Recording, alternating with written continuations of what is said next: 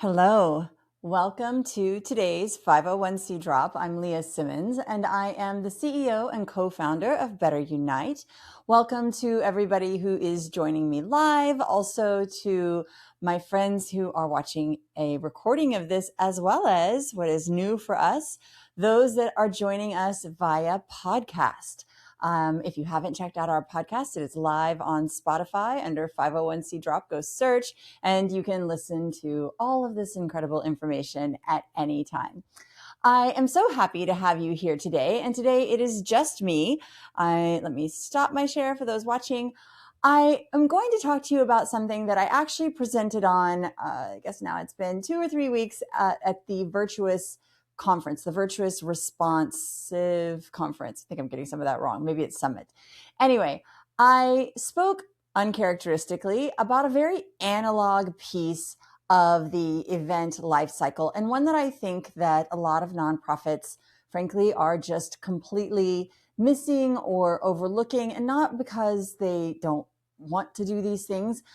Usually it's a lack of perceived bandwidth. So I want to talk to you all about how to, as the slide said, consider your events as the beginning of a cultivation campaign. So I said, turning moments into movement. That sounds lovely and great. And okay, sure, Leya, but how do we functionally accomplish this?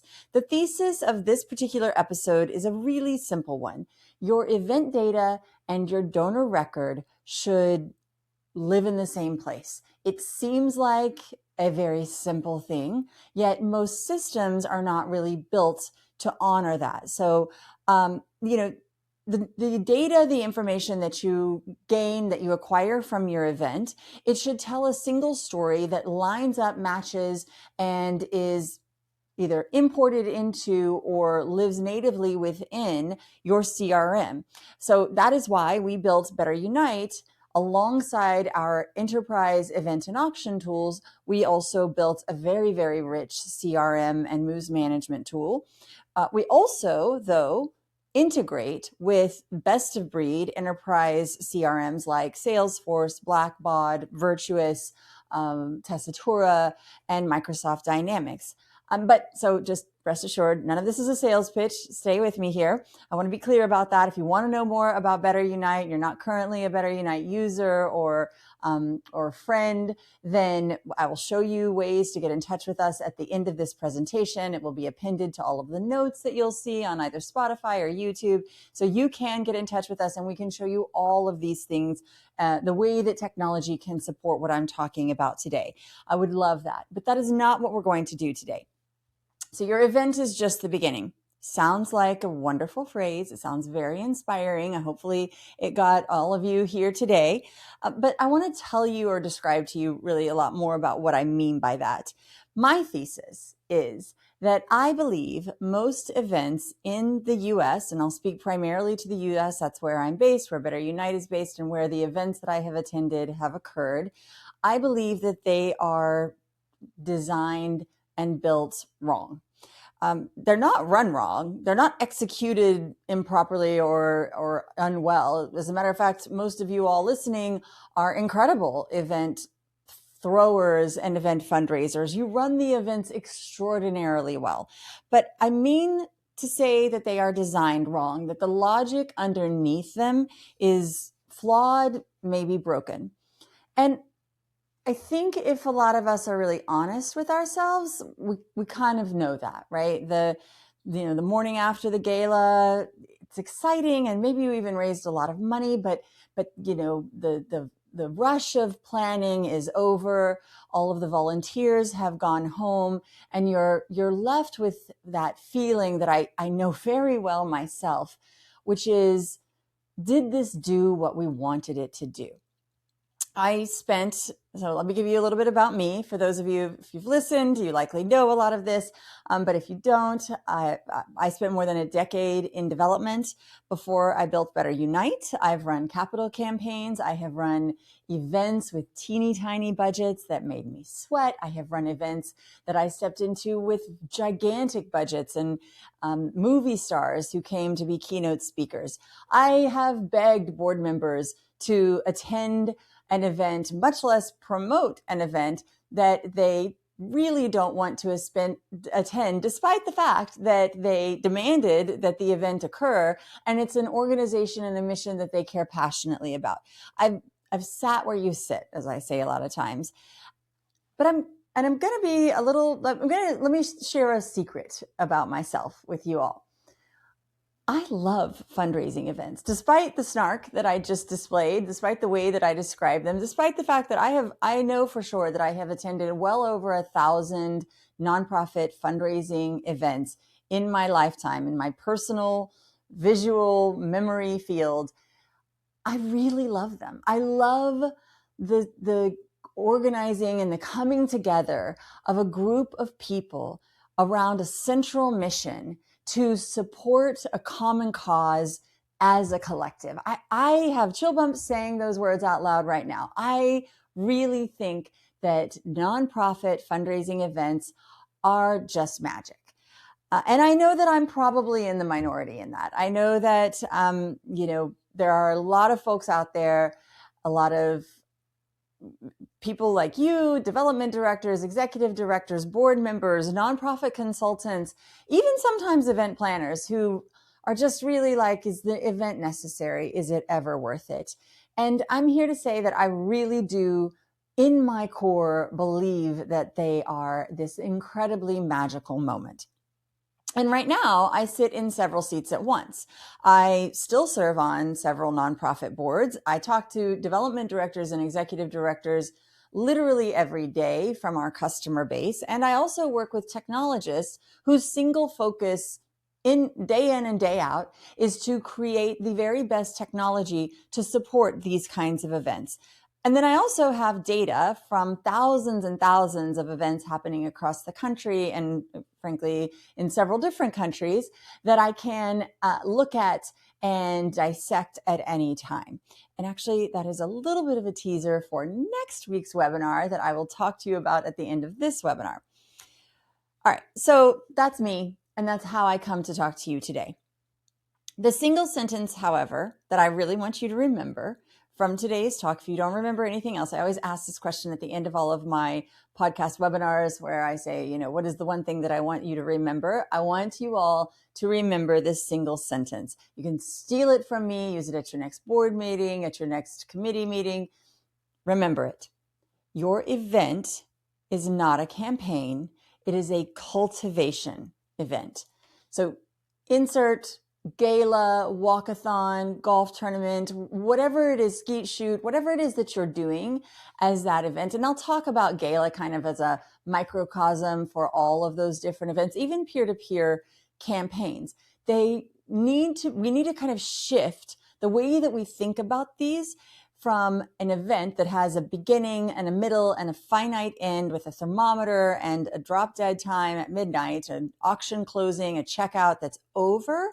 We need to stop considering them as finite and begin to think of them as a launching pad. And, many of you listening today are sophisticated fundraisers. You know what cultivation means. You know the work that occurs between from a gift officer's perspective, between a donor's first introduction, that spark of interest, through to a final commitment and investment. So here's my question. If cultivation is what gift officers do every day with their portfolios, and a ballroom on the night of your gala, it includes and houses 300, 500, even 1,000 of your most ardent, engaged, and generous supporters or warmest prospects that you could possibly pull together, or that you will see in the entire year all together on a single night, then why do we treat that night like it's the end of something?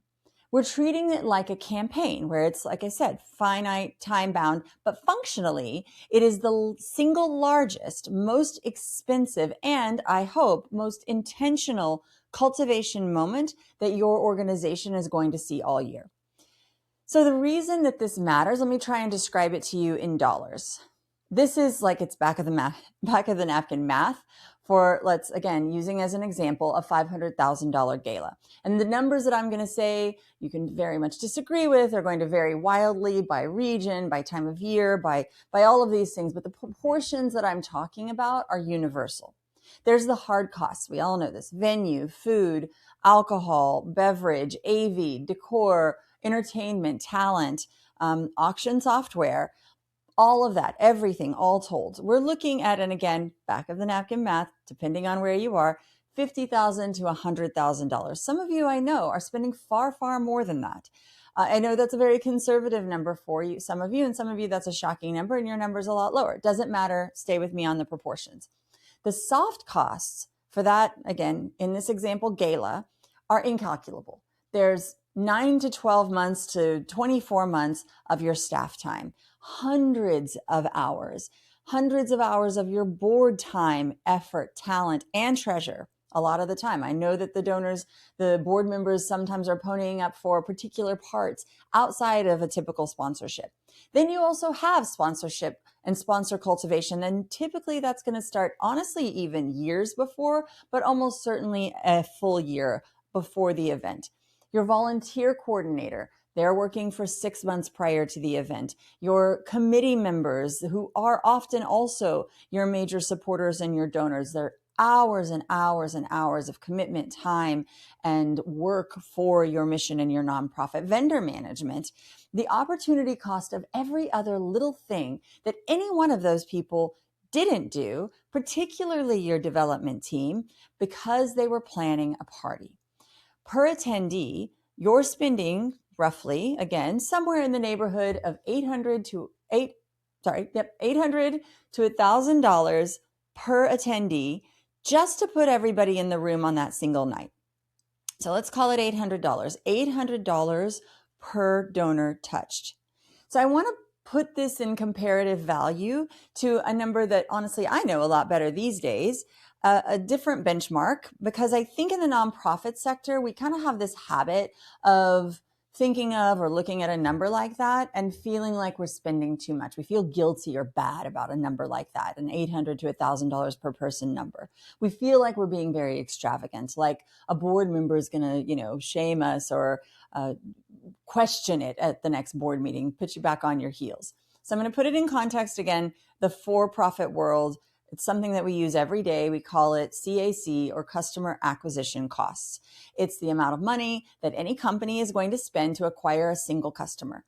And that number for a company, a for-profit company, is going to encapsulate marketing, advertising, sales team time, events, swag, free trials, all of it. And we're going to take all of that and then divide that number by the number of new customers that effort produced. That's CAC.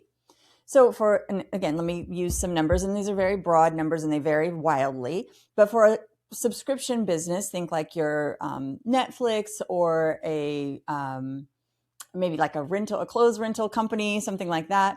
CAC is going to run about $100 to $300 to $500 per customer.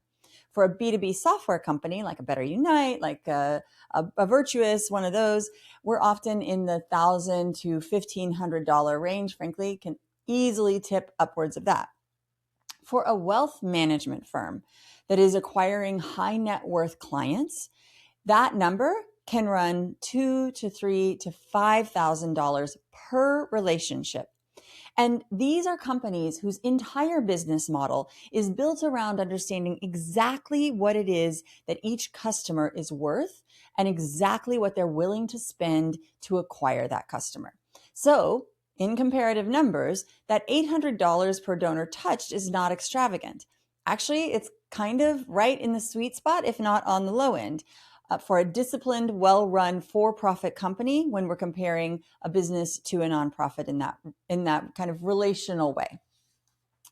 So if I told you, I'm going to give you a budget of $800 per donor to spend on cultivating your major gift portfolio this year, you would be so extraordinarily careful with every single word, every single experience that donor had with you. You would be intentional with every piece. You'd be writing thank you notes by hand. You would be tracking every single conversation, and you would be following up very quickly to any outreach, to any contact point. You would assign them next steps in your CRM or your moves management tools. That is what $800 per donor cultivation investment typically would look like when you treat it like cultivation. But when we use that same exact dollar amount in the context of events, often we are spending that $800 on entry into a silent auction, opportunity at a live auction, and the ballroom chicken dinner that we all know so well. Maybe they get an automated, well, they should always get an automated receipt, but they a lot of times are going to get some form of thank you, perhaps even weeks later. So my point is, we are spending major gift level resources on every person in the room, at the event, at the starting line, wherever it is on the green. I don't know golf very well, but on the green, I know that's the word. And then we're really throwing up our hands and walking away from the relationship the next day. And that is, I think, to me, the central waste in modern event fundraising. And it's not a software problem. It is a worldview problem. As I said, we're looking at an almost analog piece of the event ecosystem today. So what specifically gets lost when we treat an event as a campaign instead of as cultivation?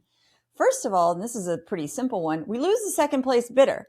The person that bid 4 times on the Napa weekend but did not get it, and they lost by, $2,500, they walked away with nothing. But we also, a lot of the time, don't have a record of them.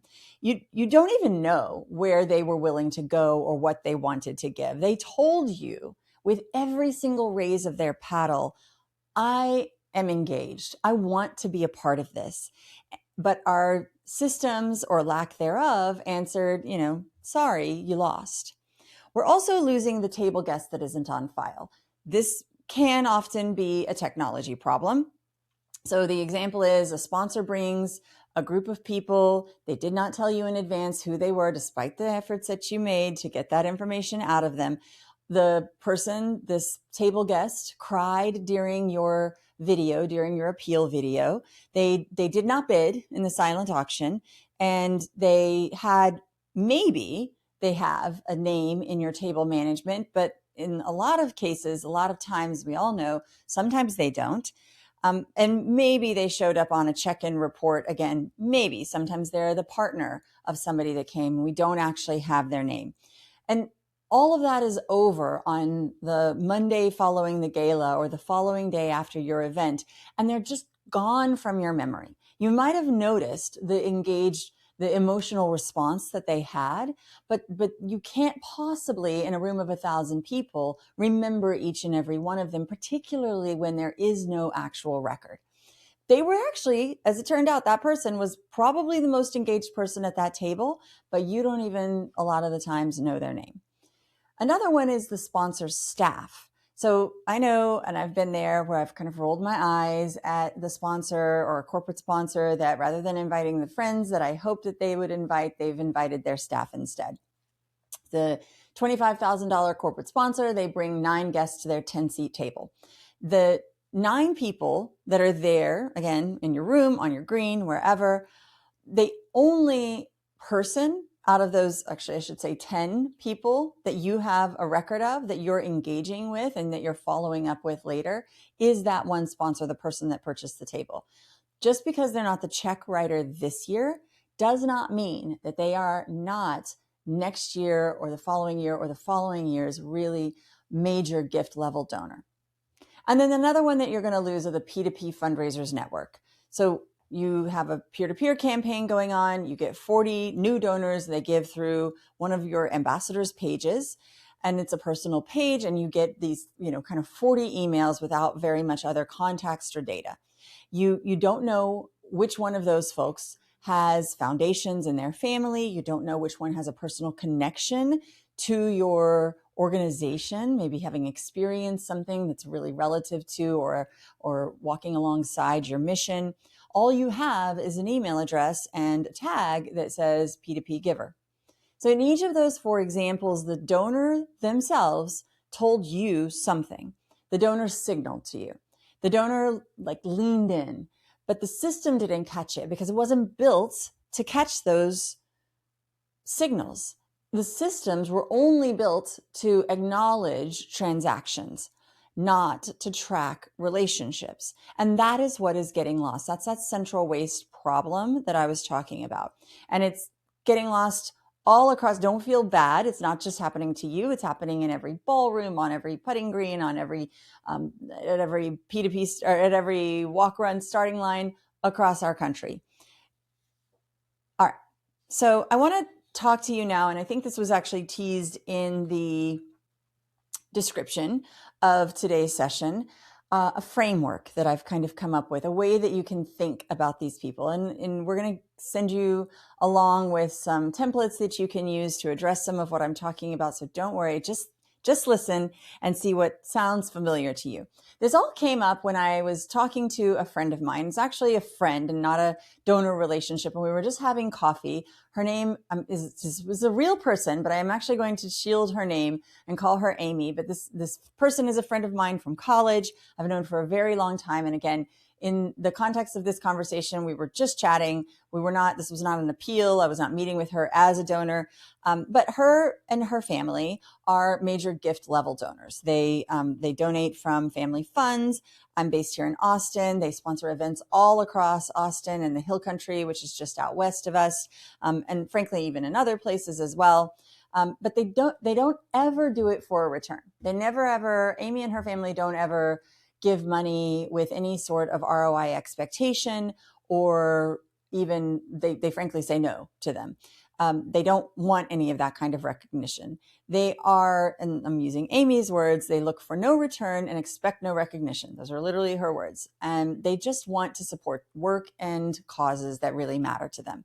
So again, we're having coffee, and she said to me, you know what I've noticed? Most of the organizations whose events we sponsor never reach out to us except at event time. We get a newsletter. I might be signed up for something else. We get a thank you note, of course, but then it doesn't ever feel personal. Nothing that says that they know who I am. And then she said something that I wrote down, and I'll say it exactly here. I hate the once a year impersonal touch. And this is somebody that is writing 5- and 6-figure sponsorships to nonprofits across Texas. Someone that wants 0 things in return. If you had to describe your ideal donor and then mold them out of clay, you would describe and mold Amy. It would have been so easy at any point for any one of the executive directors who were involved in these organizations to simply have a conversation. But the organizations that she had been funding were really just treating her like a transaction. And I wager that they were treating her like a transaction because that's what their systems were built to do. So this is one of those things that you can't unhear once you hear it. And I, as I always do, I think, well, if Amy is invisible to these organizations, this is somebody that I know, and I'm a development director, how many other Amy's are there out there? And so once I started paying attention, I kind of kept seeing this situation come up. So I now have this framework here that I've written down and presented on, where I've got 5 distinct kinds of people that are attending your events. And I think out of all 5 of these personas, let's call them, we're really only equipped to handle one of them. So it's the 5 roles in the room framework. This is my title. Every ballroom, room, etc., they hold 5 archetypes. There's another word for it. Most development teams, like I said, they can cultivate one of them, but the other 4 are kind of sitting hidden in plain sight. So first of all, we have the check writer. So this is that person that you know how to handle. They're the sponsor, they are the corporate donor, the person who's named in the program or who's actually receiving the award. They're in your CRM. You know how to handle them. They're doing just fine. They are being cultivated. The event is actually just one touch point in what's typically a longer relationship. And we, as an industry, as a sector, we really serve the check writer really well. You don't need anything more from me on this one. The other four, I think not so much. The plus ones. These are the sponsor staff that I described earlier. They're the table guest or the spouse of a table guest. The friend, maybe it's even the spouse of the sponsor.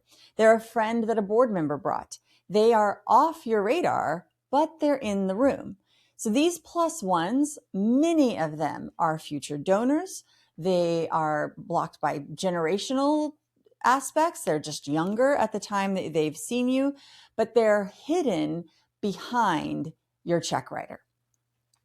Number 3 is the almost donors. This is that person that I described, the second place bidder.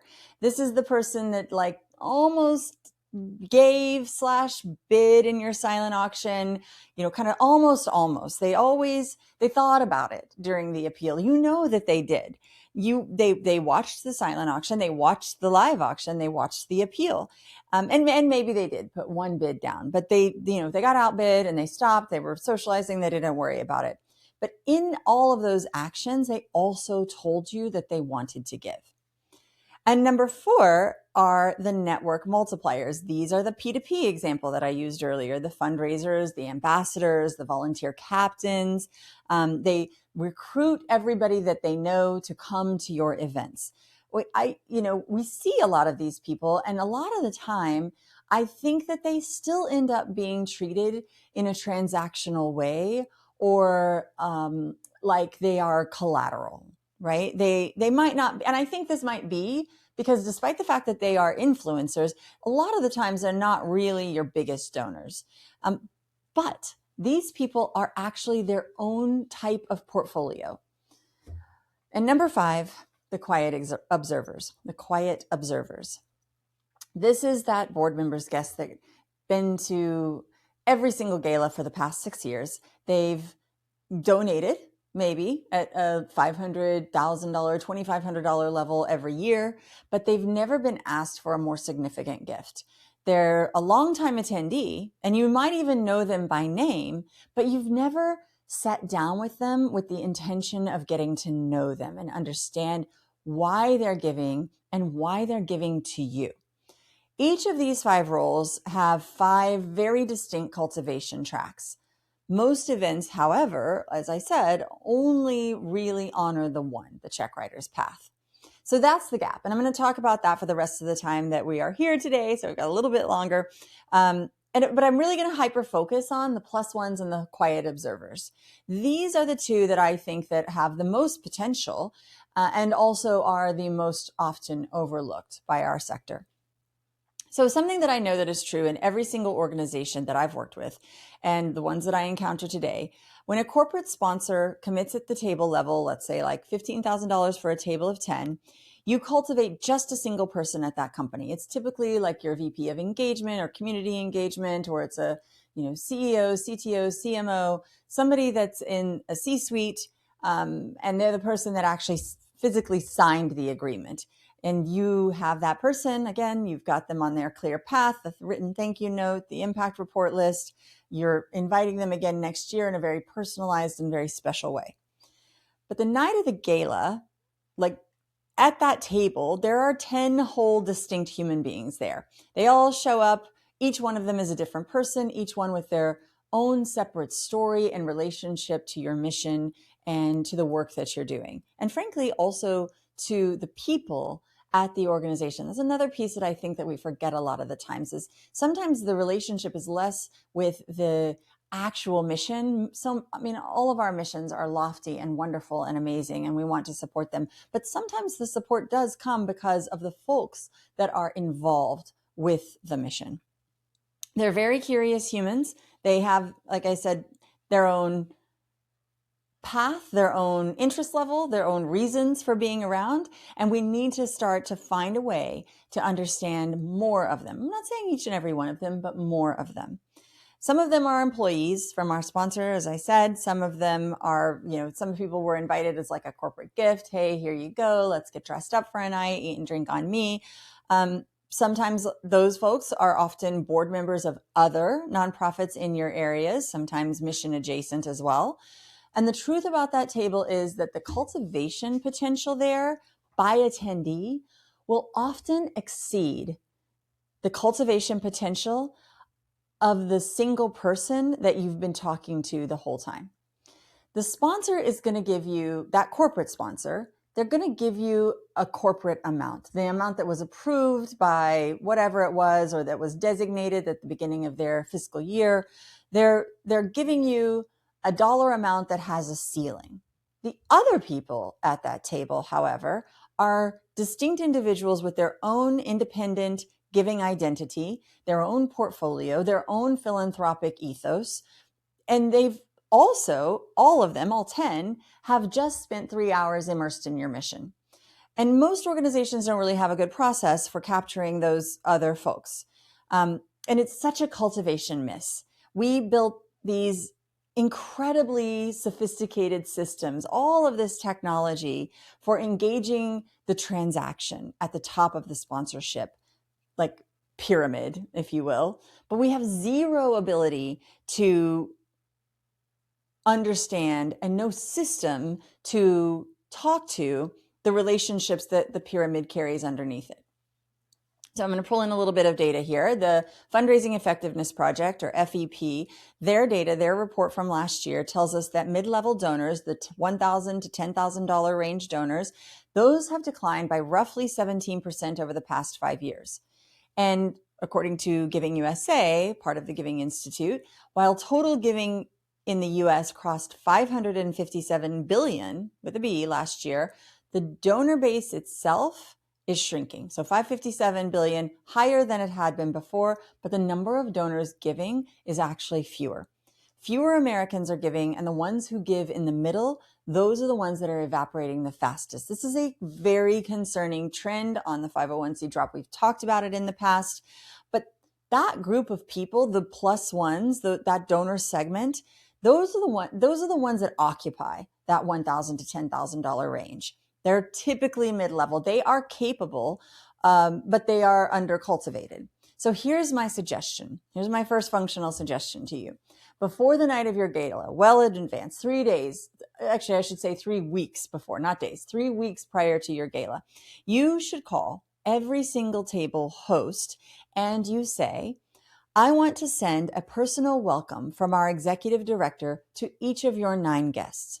Could you send me a list of the names and emails so I can make sure that they feel welcomed by name when they arrive? Now at BetterUnite, we have this wonderful little tool that sends out an automated reminder to any group ticket purchaser that has not yet confirmed their guests. It's a great email that goes out. It tells the donors, and frankly, it has a really good response rate. You can customize the top of that email to say that, right? Like, we want to be able to engage each one of your guests personally. Let us know. But it's so much more impactful if that's a phone call that you make, and it would be easiest to manage that through your moves management system. Those two sentences, they do so much. Let me say them again, because the last time I presented this, I got this request, and I'll even write them in the show notes. The sentences are, I want to send a personal welcome from our executive director to each of your guests. Can you send me the list of names and emails so I can make sure they feel welcome by name when they arrive? It does a couple of things, frankly. It tells the table host that their guests matter, just like our donors and their experience matter to us. Our hosts, their guests' experience reflects upon them and matters to them. It is so important. It accomplishes also, functionally, them giving you the data that helps our check-ins move faster. It allows you to text and email their guests prior to the event so that the silent auction goes off. They buy raffle tickets prior to, all of the things that are, functionally helpful. But it also says to them that you're going to take extra care of their guests when they arrive, and that their guests will be experiencing something lovely. And number 2, it also gives you a list so that your data is there for you so that you can make post-event cultivation actually happen. And number three, it also, and this is a final one, but it's actually a really important one, it positions your executive director as a person that cares about the room as a whole. It's not just the single sponsor, not just their contact. So on the night of, so we've done this, we've gotten the information from as many of them as have provided it.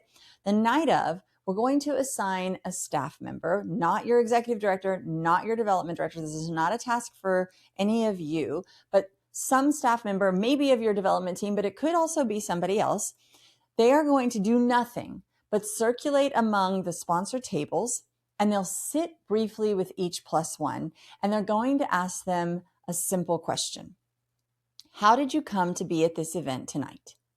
It feels like an odd, or I don't think it feels like an odd question, but it kind of can feel a bit uncomfortable to ask. I actually don't think that for other people outside of the people that planned the event, maybe the board members and the development team or executive director, it doesn't feel as uncomfortable or vulnerable to ask that question. How did you come to be at the event tonight? The answer to this question is so valuable. It might be, I came to be at this event because I wanted to get dressed up and have a few drinks. That's okay. That's information worth noting as well. Information that can tell you where to put the individual people on your post-event cultivation chart. It could also tell you that they are a future board member, a future ambassador, or that they, like I said, they're just showing up. It could tell you that they have a child that is affected with the same mission that your organization is addressing. You just don't know what's going to come out of that simple question. It could be very, very simple response. It can also open up so much opportunity. And also, again, this is not a software problem. It's a process problem. It's a person problem. It's a, do I have people that can circulate in the room kind of problem. So I know that, there's this is a lot of advanced work. So now I want to talk a little bit about what's going to happen when we're actually in the room, as we did with that person that's walking around. The almost donors. So this is one place where I am going to go back to something that BetterUnite built, but I'm talking about it much less in a sales capacity, but much more in the way that is an example or an example of what it is that I want you to understand. A traditional silent auction. Someone bids, someone's outbid. They get notified by text. Maybe they're writing it down, doesn't matter. The auction closes and someone loses. Someone's winning as well. To the losers, we say, thank you for playing. There we go. The night moves on. The thing is, the person that lost, they told you something along the way. These were all signals again. And again, is another moment that we just said goodbye. So what happened last year, this was last March of 2025, we had a customer that came to us and it said, our customer said, why should the moment end there? What if my outbid donor could donate the amount they were willing to pay to my mission, even though they lost the item? So that was this, I still remember the moment that I heard this suggestion, and it didn't come directly to me. It came through our sales, our account executives. And I was like, that is just brilliant. So we built it. And by August, we had what we now call Donate Your Bid. It was really an impressively simple piece of technology, but the organizations that turned it on have seen so much impact. It has increased by 8 to 15% the revenue from their silent auctions. And what it did was it converted a moment into actually, I would say it converted momentum into a giving moment. And again, I'm not really telling you this to promote Donate Your Bid, although it's very cool and you should check it out. But what I really want you to understand is the logic that is underneath Donate Your Bid. The almost donors, the almost winners, they told you that they wanted to give. And a traditional auction says, thanks so much for playing, goodbye. The rethought or reworked auction said, here's another way that you can engage, that you can say yes. So that is this whole philosophy in a microcosm. Every single interaction that you have with your donors, every single potential donor in that room at your event is a signal the bids, the questions, the conversations with your executive director or board members, the people that you saw crying during the video, the people that texted your table hosts just after the event, thinking about still your appeal video. All of those are very important.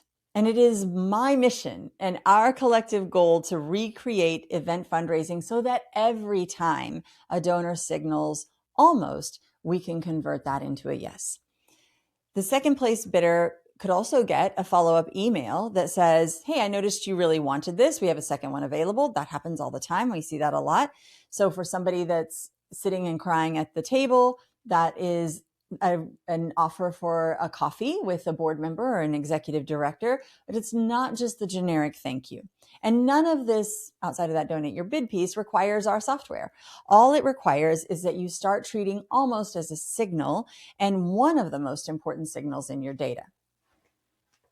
Which brings me to the next part after the event. What happens next? The longer that you wait after an emotional moment to follow up, the more the energy of that moment dissipates. And the more the energy dissipates, the lower your conversion. And this is not new. The Fundraising Effectiveness Project tracks this exact phenomenon. Their data on first-year donor retention is like decidedly grim. And most of you all have seen this too. Roughly 19% of first-time donors give again in a second year. Repeat donors, however, retain at about 60%. The difference, 19% versus 60%, is the entire argument for treating that first 48 hours post-event as the most valuable cultivation window in your entire year. Because everybody in your ballroom, at a minimum, is a first-time donor candidate, every single one. And the choices that you make as an organization the next day and the following day determine whether they become a repeat donor or forgotten. So this is the quiet observer. And you know, we can, I've got a story here, but I don't think I really have time for it. Well, actually, I'm going to tell it anyway. So my friend runs a development office. I worked for it at a school called University High School, and they hosted a giving breakfast every single year. It's a very, well, I mean, it's not all that traditional, but it was a traditional gratitude event. Once there was an auction, usually there wasn't an auction. There was definitely not a silent auction. It was really just a community gathering and some form of appeal. And after one of these breakfasts, a man emailed the executive director, my friend Julie, and he had attended as the guest of a sponsor. It was, again, a corporate sponsor, and this was one of the employees, a staff employee. He did not raise a paddle. He did not make a donation the day of. He didn't even, and I think at this time it was like maybe 2017. So we still had the impact cards on the tables. He didn't put his name on any of this, but he emailed Julie and he invited her to coffee. So a lot of times I know this happens and, you know, it's easy to move past in the busyness post-event. You've sometimes even taken a couple of days off, which is typically not a very good idea, but that happens a lot as well. But for whatever reason, Julie said yes. She went to coffee with this gentleman. And then the other thing that's notable is that she scheduled the coffee for very close in. She scheduled it for the very next week. She didn't, you know, waste much time. She didn't stay. None of the signals were there. There was no, and I don't know that they were using wealth screening at the time, but there was none of the, you know, signals of any sort of major donor profile were visible with this gentleman. But she had the coffee anyway, and they had a very real, this was actually very common of Julie, but they had a very real conversation, and he asked very thoughtful questions. This was actually an organization that worked in recovery spaces, and it turned out that this gentleman's son had just entered into recovery, and a month later, with zero solicitation, and actually, frankly, very little follow-up from Julie, following that coffee, he sent the school a $10,000 check.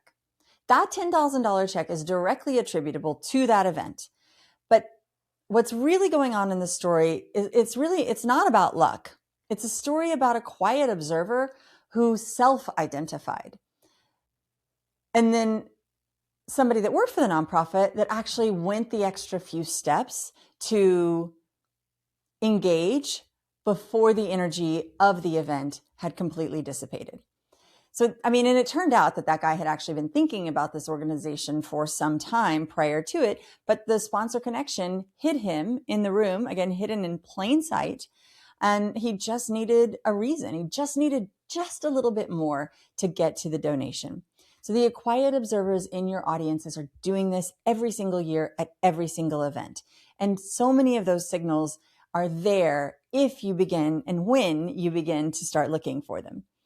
So as a suggestion, before your next event, sit down with your team and assign a single staff member. And again, not your executive director, not your development director, but one designated person. This actually could be a volunteer as well, that they do nothing for the 48 hours after the event except respond to the signals. They gather the emails from the attendees. They hear about and ask for the text that the board members received, reporting conversations, the notes from volunteers around who talked to whom. The person's only job is to make every single warm touch, every signal that was sent warm touched by the end of those 2 days, by the end of that 48 hours.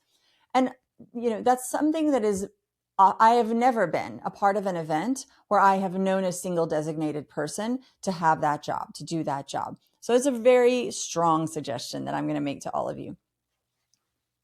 And if you do everything that I've described so far, if you treat all 5 roles in the room as distinct portfolios and you capture the signals and you respond inside of 48 hours, if you make that cultivation moment last, what's going to change is your retention numbers. They're going to begin to move. Even small movements can compound. If you took your first year donor retention from 19% to 30%, which is a completely doable lift for any organization that does this 48-hour follow-up, you have just functionally doubled the long-term value of every dollar your event raised, because those donors are now in a pipeline. And if you take some percentage of your second place bidders, your plus ones, your quiet observers, and those folks that were previously invisible to you, and you move them into cultivation tracks, then you're growing your portfolio without having to acquire new donors from cold outreach.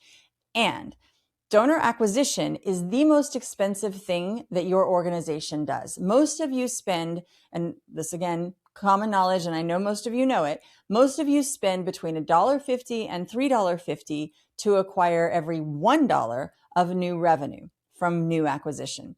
Cultivation of existing relationships can change all of that. All right, so I've kind of touched on this, but again, this sounds great. How do we make it happen? And we don't have the bandwidth. That's really the pushback that I hear. And this is the pushback that I heard at the Virtuous Summit. And I think that that's right mostly, because I think what the hard part of this is not strategy. Anyone can write down strategy. It's actually really kind of tooling it, because it is genuinely difficult to capture the plus one's name and email at scale sometimes, depending on your systems. And it's genuinely difficult to make a second place bidder visible to your CRM. Even in our donate your bid scenario, not everybody does it. It's difficult to route a quiet observer signal into a 48-hour cultivation queue. And again, I think this is that kind of failure on the part of the technology, because a lot of our technology they were built to process transactions. They were not built to track relationships, as I said at the very beginning. And this is where I'm going to be honest about my partiality to certain systems and certain integrations, because we built a company that was designed to solve this very problem based on experience that I myself had. And it's really why we exist. And it's why we integrate so deeply with our Virtuous, with our Blackbauds, with our Salesforce, with our Tessituras, because your donor record, your event donor record, needs to live inside of your CRM. It's why we built our own really robust CRM as well, our own moves management tracks and workflow tracks, because that CRM that is enriched with all of that data, all of that context, is not a closed transaction. It is an ongoing pipeline. So I can't pretend that I'm neutral about the software question. Obviously, I'm not. I don't think anybody here would have been surprised by that sentence. But I do want you to hear beyond my own bias that it doesn't totally matter the software that you use. Shh, don't tell my sales team I said that. What matters is whether your event tech and your CRM can talk. That's truly it. If they share a common worldview, they need to be built, both CRM and event and auction tools. They need to be built by people who think of events as bigger than transactions, who see our events as cultivation opportunities, the cultivation opportunities that they are. So I think I'm going to finish here with just a couple of suggestions. And again, we're going to follow up with all of you, or in the show notes, you're going to find an event timeline planner. You're going to find cards that somebody can use as they walk around and ask, how did you come to be at this event? And we're going to give you an Excel spreadsheet, the template that you can use for that 48-hour follow-up timeline. But I do want to encourage you to do a couple of things. One, start manufacturing momentum well in advance of your event. 12 weeks out, if you have a fall event, right now is the time to start right now. If you have a spring event in 2027, right now is the time to start if you have any bandwidth at all to do so. 12 weeks out, at a minimum 12 weeks out, you can start to recruit 4, 6, 8 people who can commit to a leadership style gift, to a pre-event fun. And it's one of the single highest leverage moves that I know that I could suggest to you. It really can change the room's belief about the night before the night even starts. And it gives you 8 successful cultivated relationships that do exist independent of whether the event is a success or not. Number 2, capture all of those signals. Use the signal cards, don't use the signal cards, create your own, talk to Claude about it, find a way to get that information from the room into the hands of somebody in some entity that can do something with it. So, I mean, of course, I'm recommending a moves management system, but there are many other ways that you can do all of these pieces, and it doesn't need to fall all on one person. I'm suggesting that you have a single person responsible in those post 48 hours, but I also really do believe that you can disseminate the work of the outreach among your committee, your board, your executive staff as well. And again, so I've alluded to it already, follow up within 48 hours. Designate that one person. It can be a happy and big thank you note on day 1, the next right ask on day 2. You will figure out the follow-up steps that make sense for your organization, for your ethos, for the way that you fundraise, for the way that you talk to donors, but make sure that something happens in those 48 hours afterwards. So I want to thank you all for joining me today. I want to thank you from the bottom of my heart for the work that you're doing. I know that I am in this talk doing something that I really don't love doing, which is giving you additional tasks, but I would not be doing it if I did not truly believe that this kind of work, this shift from event as end game to cultivation opportunity would not truly move the needle for your organizations. I am very passionate about this, as you can tell. Let me share my screen again for those of you watching. I want you to send me in notes if you have questions about any of this. Leya, Leya, at BetterUnite.com. I was supposed to have a LinkedIn slide on here, but I'm Leya Simmons. Again, Leya spelled weird, Simmons on LinkedIn. Connect with me there. I post videos about this kind of stuff all the time as well. And please message me. I will respond to each and every one of them. I'm really fascinated by this topic. If you've got other ideas that are working, let me know, ones that you feel like sharing with others, even better. We all are supporting each other and getting through all of this. And then let me tell you about next week also.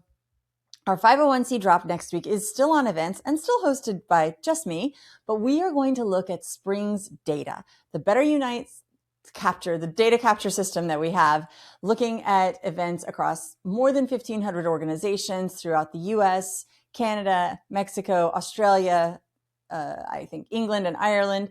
We have a lot of information. We are going to look at the data, see what worked, see what didn't, and I'll bring all of that to you with a report and talk to all of you about it next Tuesday, which is June 16th.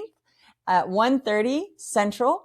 As always, if you're looking, scan that QR code, sign up now. We'll send out more information soon as well. I would love to have you. And as I said, if you're interested in taking a look at Donate Your Bid, our moves management tool, our enterprise events and auctions from BetterUnite, you don't know what you're missing, scan that QR code and set up a time with our team. We would love to learn more about your organization as well as take you on a tour of some really impressive software, I think. If you don't have visibility to my QR code, you can also email us at support@betterunite.com.